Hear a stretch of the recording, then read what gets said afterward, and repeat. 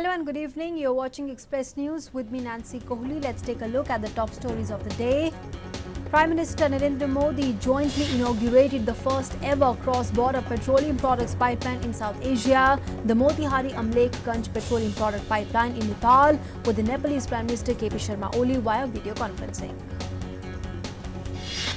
It will help to enhance the energy security of the region and substantially cut down on the transit cost. The 69-kilometer-long pipeline from Motihari in Bihar to Amlekganj in Nepal has been constructed by India in just 15 months, half of its 30 months deadline. The cost of the pipeline is around 350 crore rupees, which is entirely borne by the Indian Oil Corporation. The pipeline will ensure smooth, cost-effective and environment-friendly supply of the petroleum products to Nepal. Addressing the function through video conference, Prime Minister Modi expressed happiness over the inauguration of the pipeline project.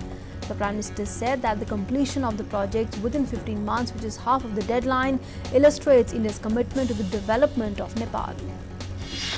The Nepalese Prime Minister KP Sharma Oli hailed the project as one of the best examples of connectivity and transit ties that India and Nepal share. He expressed his gratitude to Prime Minister Modi and his government for the project. Vice President M. Venkaiah Naidu interacts with the delegation of Sarpanchs from Jammu and Kashmir, urges them to take the development schemes to the people, emphasizes the government has taken various steps to strengthen the Panchayati Raj institutions. The centre constitutes a 3-member advisory committee to look into the distribution of assets and liabilities of Jammu and Kashmir between two successor union territories that will come into existence on 31st of October. Former Defence Secretary Sanjay Mitra will be the chairman of the committee. Retired IS officer Arun Goyal and retired Indian Civil Accounts Service officer Giriraj Prasad Gupta will be its members. In Jammu and Kashmir, Special Market Intervention Price Scheme has been announced for the procurement of apples. Special Market Intervention Price Scheme being introduced to procure nearly 12 lakh metric tons of apples in remunerative prices. The scheme will enhance apple growers' income in the valley by about 2,000 crore rupees.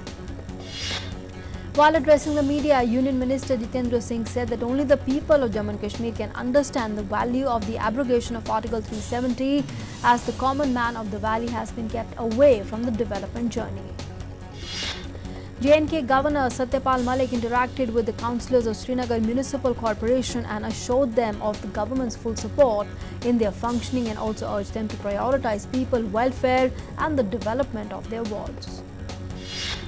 Poshan Ma 2019 has also been organised. The month-long campaign and the Poshan Abhiyan calls for unified efforts to fight malnutrition. Awareness rallies, check-up camps and nutritious food distribution will be carried out during the campaign. A former MLA of Pakistan, Prime Minister Imran Khan's Pakistan Tehreek-e-Insaf party, Baldev Kumar, has come out to seek asylum in India, citing insecure environment in his own country. In Geneva, Pakistan Foreign Minister Shah Mahmood Qureshi referred to Jammu and Kashmir as an Indian state, following his speech at the United Nations Human Rights Council session. Baldev Kumar said that not only minorities but even Muslims are not safe in Pakistan. On requesting asylum from the Indian government, he said that people are surviving in Pakistan with a lot of difficulties and he will not go back. Prime Minister Narendra Modi, Home Minister Amit Shah, Defence Minister Rajnath Singh and BJP Working President JP Nadda and the senior BJP leader L. K. Advani attended the former Finance Minister Arun Jaitley's prayer meeting. Prime Minister Modi says that never thought a day will come when I'll have to pay tribute to my friend. We were friends for so long, but I couldn't pay my last respects to him. There will always be a burden on my heart because of that. Textiles Minister Smriti Irani interacts with the media in Kolkata on the occasion of 100 days of the Modi government, says that the government's efforts have led to employability in the textile sector. Union Minister Nityanand Rai said that the Modi government is working to doubling farmers' income by 2022. The minister has assured that this plan will certainly be achieved. Finance Minister Nirmala Sitharaman in Chennai highlighted the positive aspects of the merger of the banks. She said that the merger will benefit both the banks as it will increase the customer base. Besides that, she also added that the large sizes of merged banks would be able to tackle challenges of growing economy smoothly. The Minister of Environment, Forest and Climate Change, Prakash Javadekar, highlighted various aspects of the UNCCD COP14 and said that a total of 3 roundtable conferences were held, emphasizing on land, climate, renewable energy, rural-urban communities, failing and fostering, followed by fostering a global movement for the ecosystem restoration. He also added that COP14 also witnessed 3 interactive dialogues on various climatic issues. He spoke on the Delhi Declaration. Union Minister of Petroleum and Natural Gas and Steel Dharmendra Pradhan met with the Executive Director of the International Energy Agency, Fatih Birol. The leaders discussed further strengthening of bilateral hydrocarbon engagement to provide momentum to the India-UAE Comprehensive Strategic Partnership.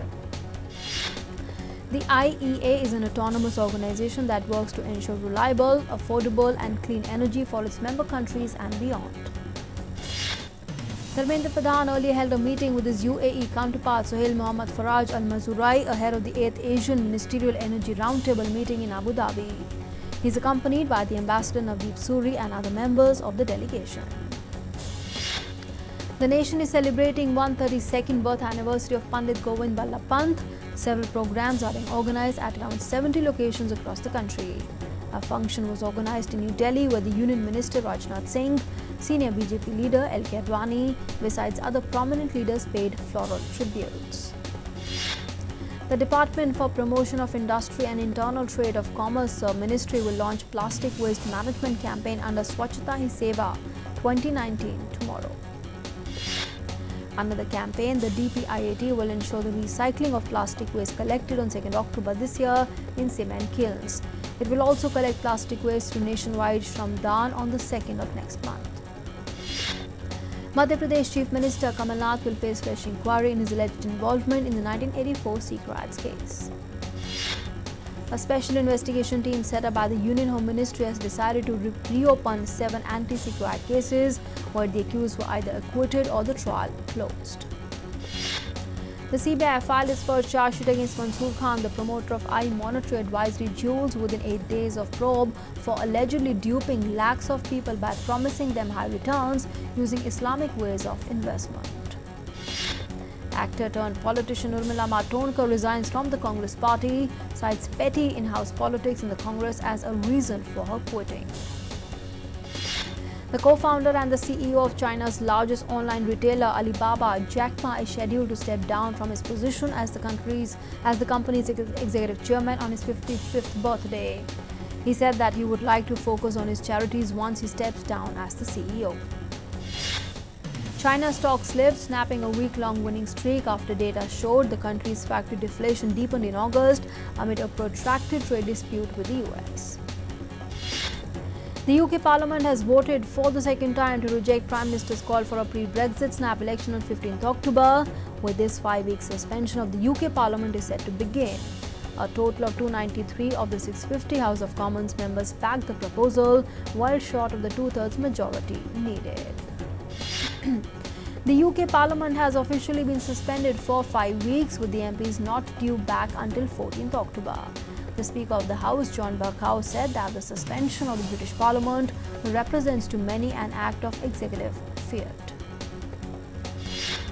UK ministers arrived at the Den Downing Street in London for the first cabinet meeting since Parliament's controversial suspension or prorogation, which will last for 5 weeks as the future of Brexit remains mired in uncertainty. US President Donald Trump has claimed that China had lost trillions of dollars and 3 million jobs due to the tariff his administration had imposed against the country. Trump asserted that the US is doing very well against China, adding that the Chinese wanted to negotiate a trade deal very badly. US President Donald Trump said that Afghanistan peace talks with the Taliban are dead and that the US had hit the group harder in last 4 days than it had ever done before. The president recently stunned the world after his announcement of cancelling secret meeting with the Taliban and Afghan President Ashraf Ghani at the Camp David. UN Secretary General Antonio Guterres said that the Islamic State extremist group remains resilient in Afghanistan despite a high pace of operations against it by the government and international forces, and is urging all the armed groups to not interfere in the upcoming presidential elections. North Korea fired projectiles towards the sea, the South Korean military has claimed. The short-range projectiles were launched from around Kichuan in South Pyongyang. province at the early hours today towards the east and flew about 330 kilometers, South Korea's Joint Chiefs of the Staff said. The missile tests have drawn reactions from Japan. Japanese Defense Minister Takeshi Iwaya said that the Japanese officials have not confirmed any projectiles entering its territory and exclusive economic zone. However, it is likely that North Korea is improving its missile-related technology. North Korea is willing to restart talks with the US in late September, a senior North Korean diplomat said, following a protracted deadlock since a failed summit in February. Around 17,000 passengers were stranded overnight at Tokyo's Narita airport after it took a direct hit from Typhoon Faxai, caused transport chaos throughout the capital. The typhoon caused more than 100 flights to be scrapped, and road and rail links to the airport were also badly affected. After another weekend of violent protests in Hong Kong, the leader Carrie Lam pledged dialogue and asked for further violence to stop. Lam had last week withdrawn the controversial extradition bill that had triggered the protests, but the gesture failed to appease many demonstrators. Amid turmoil, Hong Kong police denied claims of protesters killed at the MTR station. The police also said that in order to counter protests, they will now equip the off-duty officers with batons and set up WhatsApp hotlines for residents to report violent incidents to protect public safety. Hong Kong pro-democracy activist Joshua Wong met with the German Foreign Minister Heiko Maas at an event in Berlin. Wong said that he continues his battle for free elections in Hong Kong. Addressing the event, Wong compared struggle of Hong Kong's pro-democracy protesters to the role of the Berlin during Cold War. He said that his city is now a bulwark between the free world and the dictatorship of China. China expressed anger after German Foreign Minister Heiko Maas met the prominent Hong Kong activist Joshua Wong, saying that no foreign country had a right to interfere in China's internal affairs. The European Union's top diplomat Federica Mogherini met with the Cuban President Miguel Diaz-Canel in the capital city of Havana. Mogherini met him as part of a three-day visit to Cuba. Rescue workers evacuated the last remaining crew member trapped inside a South Korean cargo vessel that flipped on its side off the coast of Georgia, the US Coast Guard has said. Hundreds of Australians fled their homes in the eastern states as 140 fires ravaged parts of Queensland and New South Wales. Strong winds fanned bushfires in the two Australian states since Monday, with flames out of control in some areas, ravaging thousands of hectares of land. The European Space Agency published new satellite images of Amazon wildfires that show an increase in air pollution in the Brazilian Amazon wildfires burned in the region last month. A Russian military plane that is capable of dropping water over burning forests has arrived in Bolivia to help the country fight raging wildfires. Bolivian President Evo Morales was on the runway for the arrival of the plane and personally greeted the crew as they stepped onto the tarmac. Rescue workers wearing white hazard suits carried out a grim search for bodies and survivors in the hurricane-ravaged Bahamas as relief agencies work to deliver food and supplies over flooded roads and piles of debris. At least 45 people have died after Hurricane Dorian hit Bahamas on the 1st September.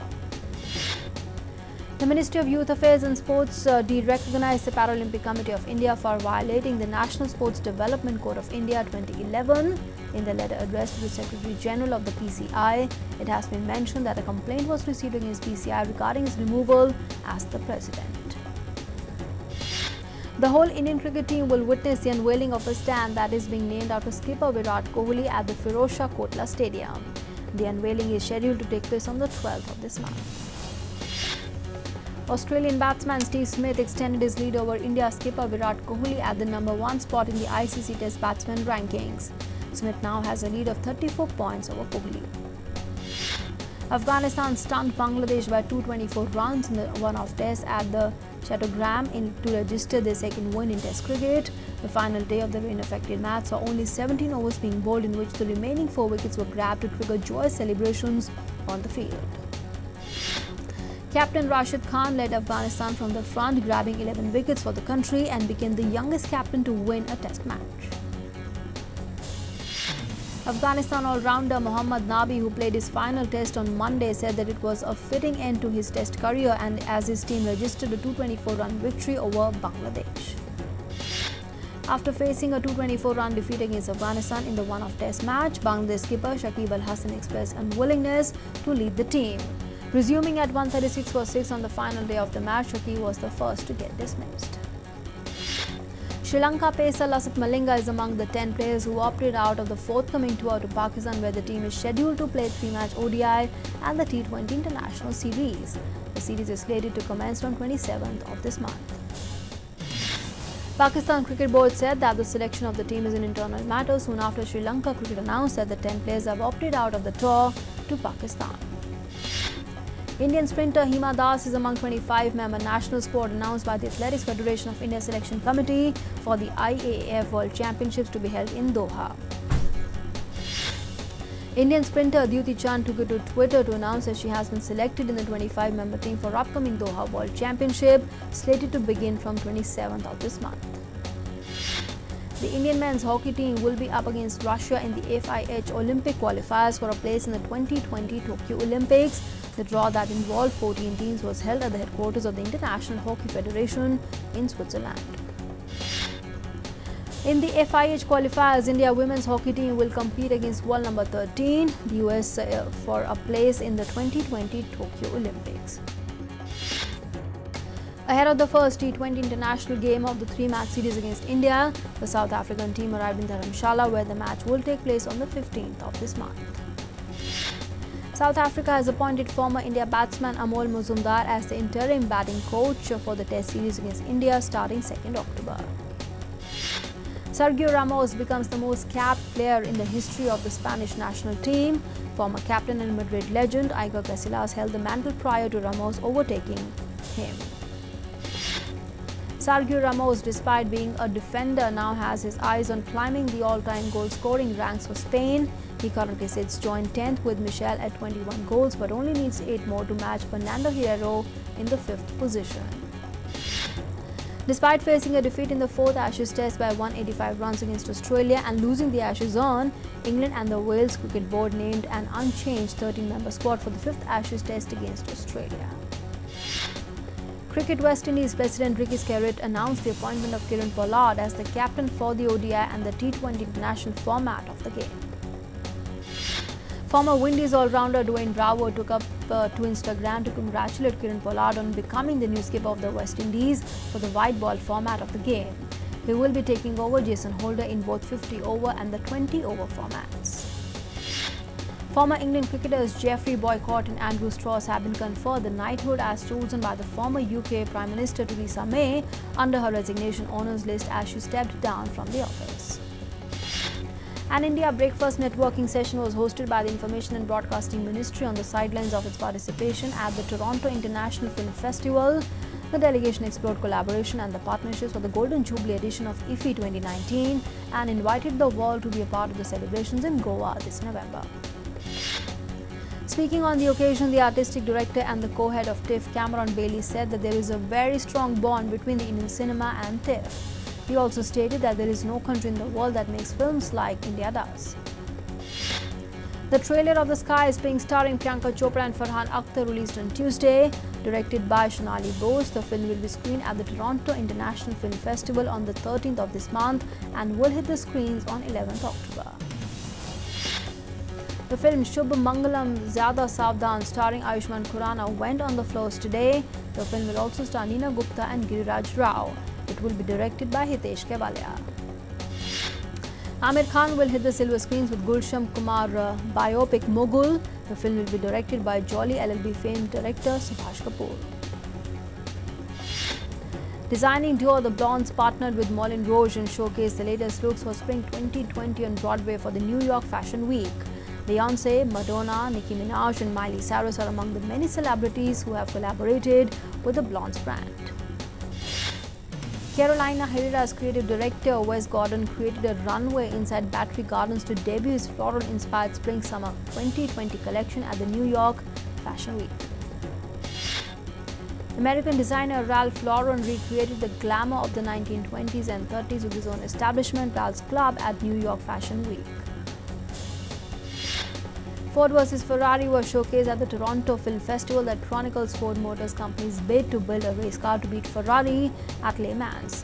Actors Christian Bale and Matt Damon said that they have found newfound respect for race car drivers after the film. Sam Rockwell and Scarlett Johansson joined co-stars and filmmakers Taika Waititi for the premiere of Jojo Rabbit at Toronto. Jojo Rabbit is one of the 10 features competing in this selection at the Toronto International Film Festival. Hit British television series Downton Abbey is about to arrive on the big screen.